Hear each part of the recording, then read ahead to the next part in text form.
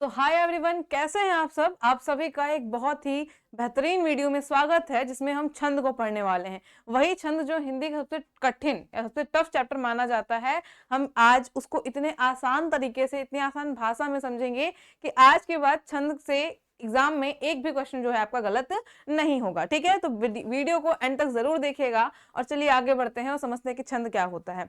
बच्चे को मेन दिक्कत तब आती है जब वो सीधे छंद चैप्टर खोल करके उसमें कहाँ कूदते हैं, चौपाई पे। छंद एक्चुअल में चौपाई से स्टार्ट ही नहीं होता है। छंद की अगर आप छंद पढ़ रहे हो तो आपको छंद की परिभाषा तो आनी चाहिए, आपको छंद के अंग पता होने चाहिए, है ना। छंद अगर आया है तो छंद को किसने दिया था, इसके बारे में हमको थोड़ा बैकग्राउंड पता होना चाहिए। उसके बाद हम छंद के प्रकार पढ़ेंगे, तब जाके आपको पता चलेगा कि छंद के प्रकार आपके चौपाई और दोहा हैं। तो इन्हीं के बैकग्राउंड को, छंद को एग्जैक्टली किस तरीके से पढ़ते हैं, फिर आपके एग्जाम में कैसे क्वेश्चन आते हैं, उस तरीके से हम आज छंद को पढ़ेंगे। ठीक है, तो एंड तक जरूर देखिएगा और चलिए शुरू करते हैं। सबसे पहले छंद होता क्या है, ध्यान दीजिए। छंद का अर्थ होता है आह्लादित करना या फिर खुश करना। छंद जो है वो आपका छद धातु से मिलकर बना होता है। ठीक है, छद धातु, और छद का मतलब होता है आह्लादित करना या फिर खुश करना। मतलब कि जब आप किसी कविता को पढ़ते हो, किसी गाने को पढ़ते हो या सुनते हो, ठीक है, या किसी पद्य की लाइन को पढ़ते हो, तो वहां पे आपको जो आनंद मिलता है, जो खुशी होती है, या फिर जो आपको पढ़ के जो अच्छा लगता है, वो आपका छंद कहलाता है। जैसे कि उसमें उसकी फॉर्मेटिंग को देख के, जिस लय में उसको बोलते हो, ठीक है, फिर उसके बाद एक सीक्वेंस में वहां पर रुकते हो और फिर दूसरी लाइन स्टार्ट करते हो। साथ में जब आप पढ़ते हो तो आप ध्यान देते होगे कि हमेशा हर कविता में, हर गाने में आपका राइमिंग वर्ड्स होते हैं, कि एक लाइन जो आपकी पहली लाइन है वो जहां पे जिस वर्ण से, जिस शब्द से एंड होती है, उसी सेम शब्द से आपका दूसरा लाइन भी आपका एंड होता है। ठीक है, तो ये सारी फॉर्मेटिंग है, इसी को पढ़ने में जो हमें खुशी मिलती है उसे बोलते हैं छंद। ठीक, ये आपका दो प्रकार से होता है, वर्ण और मात्रा के आधार पे। तो ये हो गया आपका छंद का डेफिनेशन।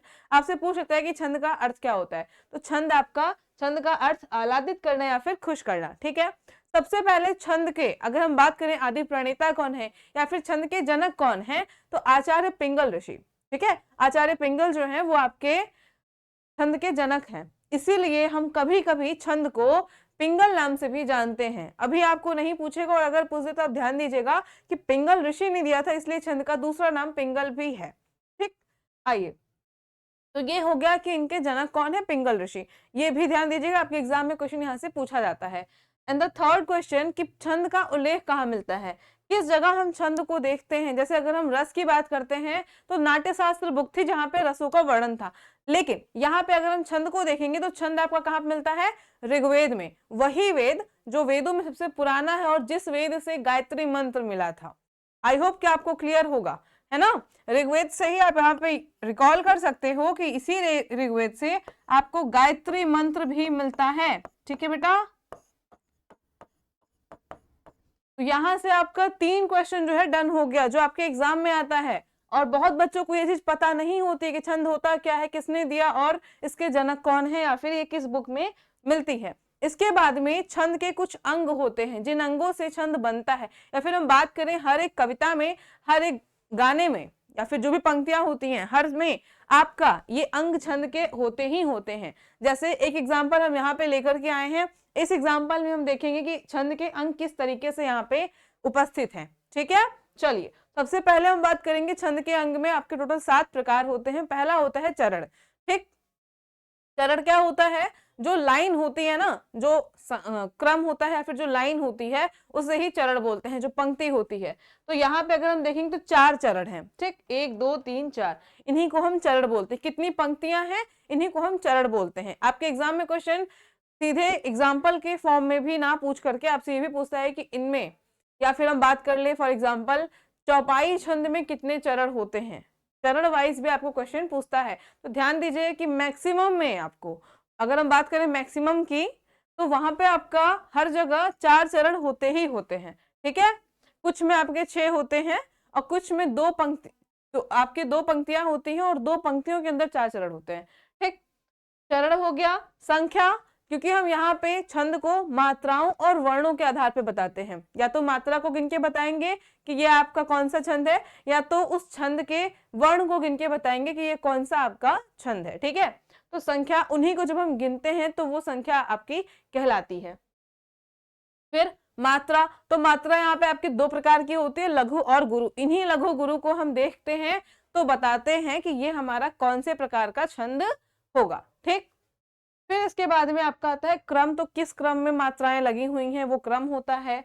यति, गति, तुक, जो आपके मोस्ट इंपॉर्टेंट है, आपसे एग्जाम में पूछा भी जाता है कि इनमें से छंद किससे मिलकर बना होता है, चरण से, गति से, तो दोनों से ही। यति गति से, जी हाँ, यति गति तुक से, तो यहाँ पे आपका सभी आंसर इस तरीके से सही होगा। बस थोड़ा सा ध्यान दीजिएगा और अपने एग्जाम में सारे क्वेश्चन को फोड़ के आइएगा। ठीक है, अब यहाँ पे आता है पांचवा प्रकार यति। यति क्या होता है तो ध्यान दीजिए, अब यहाँ पे एक एग्जाम्पल मैं आपको बताऊंगी और उसके थ्रू आपको हम समझाएंगे यति, गति, तुक तीनों चीज को। ठीक है, तो देखिए ध्यान दीजिए। रघुपति राघव राजा राम, पतित पावन सीताराम, ये लाइन हो गई। ठीक है, अब अप्रिशिएट बाद में कर लेना कि मैम ने कैसे गाया।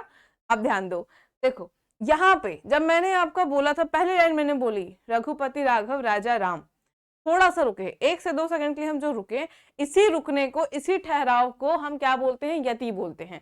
ठीक है, आप कोई भी कविता करोगे, आप कोई भी गाना गाओगे, एक सीक्वेंस में जैसे कहानी पढ़ते हो वैसे नहीं करोगे, आप एक चरण के बाद में थोड़ा सा स्टॉप होगे और फिर चरण को स्टार्ट करोगे, दूसरे चरण को, है ना। तो वही ठहराव जो यहाँ कॉमा है, इसी को यति बोलते हैं और इसे कॉमा से डिनोट करते हैं। ठीक है, गति आते हैं तो जिस लय में आप गा रहे हो, जैसे जिस लय में मैंने इसे खींचा था, पहले ऊंचा और उसके बाद फिर धीमे, उसी लय को क्या बोलते हैं, गति बोलते हैं। ठीक है, किस स्पीड में, किस लय में हम गा रहे हैं, किस लय में हम कविता पढ़ रहे हैं, उसे गति बोलते हैं। और तुक क्या होता है कि एक तुक क्या होता है, राइमिंग होता है। राइमिंग आपको पता होगा कि आपका जो पहले लाइन की एंडिंग जिस शब्द से या जिस वर्ण से होती है, उसे सेम वर्ड या सेम शब्द से आपके दूसरे लाइन की भी एंडिंग होती है, ये होता है ना, उसी को बोलते हैं हम तुक। ठीक है, जैसे आप देखिए यहाँ पर भी जो सुमिरत सिद्धि होए, यह है ना, और सोए, तो यहाँ पे यह से एंडिंग। वदन लास्ट में न आया और सदन लास्ट में न आया। ऐसे एग्जाम्पल में हम देखें तो रघुपति राघव राजा राम, और लास्ट में फिर दूसरे लाइन में पति तपावन सीताराम, दोनों में आपका राम आया, तो इसे ही बोलते हैं तुक। ठीक है, समान शब्द आपके बार बार आना या हर लाइन में सेम शब्द के साथ, सेम वर्ण के साथ में समापन होना, वही आपका तुक होता है। ठीक है, इसके बाद में आपका जो छंद है, इसके अंग खत्म हो गए, अभी भी आपका चौपाई दोहा नहीं आया, तो आप बताइए कितना कुछ आप नहीं जानते थे, इसीलिए क्वेश्चन में दिक्कत आती है ना, या फिर इसीलिए तो छंद इतना टफ लगता है। अब छंद कभी टफ नहीं लगेगा अगर इतनी चीजों को ध्यान दे लिए तो। ठीक, बच्चों को मेन दिक्कत क्या आता है कि मैम आप लोग क्या करते हो कि आप डेफिनेशन पढ़ते हो और एग्जाम्पल को रट लेते हो, बट आपके एंट्रेंस एग्जाम में या फिर कोई भी एग्जाम में जरूरी नहीं है कि सेम एग्जाम्पल आए, है ना। तो आपको वहां पे मेन इंपॉर्टेंट क्या है, आपको मात्रा लगाना सीखना, कि मात्रा कैसे लगाते हैं, कि लघु मात्रा कैसे होती है, दीर्घ मात्रा कैसे लगाते हैं, इनको हम यहाँ पे पढ़ेंगे। सबसे पहले ध्यान दीजिए, मात्रा दो प्रकार से होती है, एक लघु मात्रा होती है और एक दीर्घ मात्रा। लघु मतलब होता है छोटा या ह्रस्व, तो उसको हम एक गिनते हैं, ठीक है, एक काउंट करते हैं और इसको हम इस सिंबल से डिनोट करते हैं। आपके एमसीक्यू में या फिर आपके एंट्रेंस एग्जाम में तो इसका काम नहीं होगा, लेकिन जब आपको अपना बोर्ड्स देना होगा तो वहां पे आपसे पूछ लेता है और आपको ये सिंबल दिखाना पड़ता है, ठीक है। और उसके बाद में गुरु क्या होता है, बड़ी मात्रा, जहां पे बड़ी मात्राएं होती हैं वहां पे आपका गुरु होता है और इसको हम एस सिंबल से डिनोट करते हैं और इसको गिनते हैं 2, ठीक है। चलिए, और देखिए यहाँ पे कुछ मात्राएं हैं, इसको मैंने कैटेगरी में रख दिया है कि कौन सा लघु में आएगा, कौन सा दीर्घ में आएगा, इस तरीके से। सबसे पहले यहाँ पे लघु में देखिए जो छोटी मात्राएं हैं, अगर अ आता है, ई आता है, उ आता है और री आता है, तो ये आपका लघु मात्रा कहलाती है। वहीं पे जो बचे रिमेनिंग आपके 7 मात्राएं हैं वो आप किस में आएंगी, फिर गुरु में, ठीक है। फिर उसके बाद में हलंत, जो राम के नीचे हलंत होता है, जो आप अहम लिखते हो, ठीक है, स्वयं लिखते हो, उसमें जो हलंत होता है लास्ट में, वो कहीं दिख जाता है आपको तो भी वो लघु होगा, और वहीं जो विसर्ग होता है वो आपका दीर्घ में आएगा। ऐसे ही अनुनासिक मतलब चंद्र बिंदु जहां आएगा वो लघु होगा, और वहीं जो बिंदु आएगा, इसको अनुस्वार भी बोलते हैं, जहां अनुस्वार आएगा वो आपका दीर्घ होगा, ठीक है। यह मात्राओं का थोड़ा सा क्रम है, अगर आपको याद होता है तो आप बहुत ही आसानी से, अगर आपको नहीं भी पता है एग्जाम्पल किसका है, आप मात्रा लगाओ तुरंत ही और उसके बाद में मात्रा को गिन के बता सकते हो कि कौन सा प्रकार का छंद है। ठीक है, चलो अब देखो यहाँ पे आपका कुछ प्रकार हैं। जैसे हमको अपने एग्जाम के पॉइंट ऑफ व्यू से अपने सिलेबस की बात करें तो 12th तक में आपको सिर्फ मात्रिक छंद पढ़ना होता है। ठीक है, और उसके बाद जाओगे तो आपको वर्णिक छंद भी पढ़ना होता है। तो छंद को आपको दो प्रकार से पढ़ना होता है, एक होता है मात्रिक और एक होता है वर्णिक। मेन इंपॉर्टेंट हमारा क्या है, अभी मात्रिक है। ठीक, तो मात्रिक छंद में हम देखेंगे 3 प्रकार होता है, एक सम मात्रिक, एक अर्ध सम मात्रिक और एक विषम मात्रिक। ठीक है, सम मात्रिक क्या होता है कि जहां पे सम मतलब समान और मात्रिक मतलब मात्राओं वाले। आपको पता है कि छंद के हर एक उदाहरण में, हर एक एग्जाम्पल में 4 चरण होते हैं। ठीक है, अब उन 4 चरणों में, चारों चरणों में जहां पे समान मात्राएं होंगी उन्हें बोलेंगे सम मात्रिक। समझ में आया कि जो जिस छंद के चारों चरण में समान मात्राएं होंगी उन्हें छंद सम मात्रिक बोलेंगे।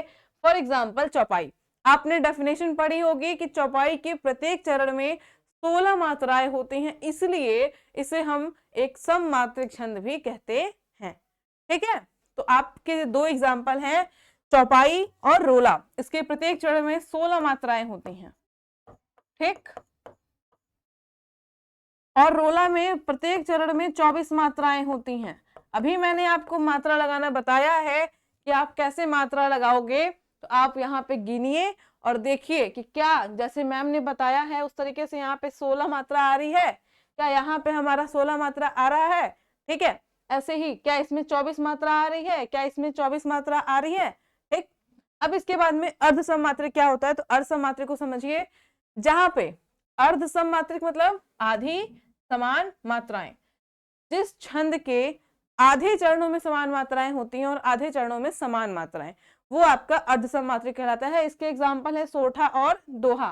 जैसे सोठा जो है इसके पहले और तीसरे चरण में, मतलब अगर हम बोले ऑड वन में, जैसे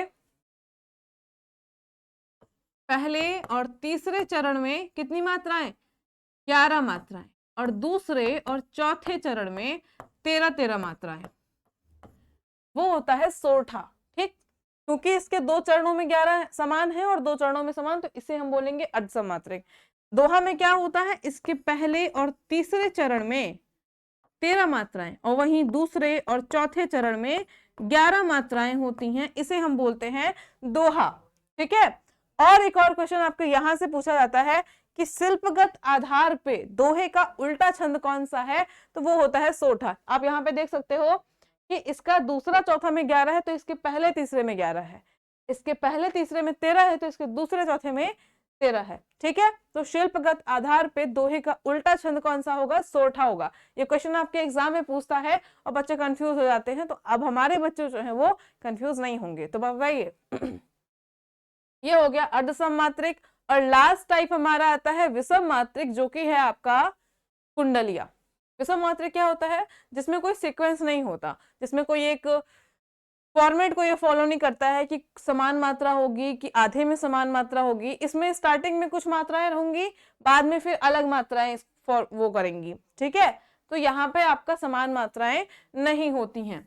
इसकी एक पहचान होती है कुंडलियां की, जहां से क्वेश्चन भी आता है एग्जाम में कि ऐसा कौन सा छंद है जिसका प्रथम वर्ण या प्रथम शब्द और अंतिम शब्द समान होता है, तो वो होता है कुंडलिया छंद। इससे क्वेश्चन भी यही आता है आपका मेन इंपॉर्टेंट, कि ये बताइए कि ऐसा कौन सा छंद है जिसका स्टार्टिंग जो है जिस शब्द से होता है उसी सेम शब्द से एंडिंग भी होता है।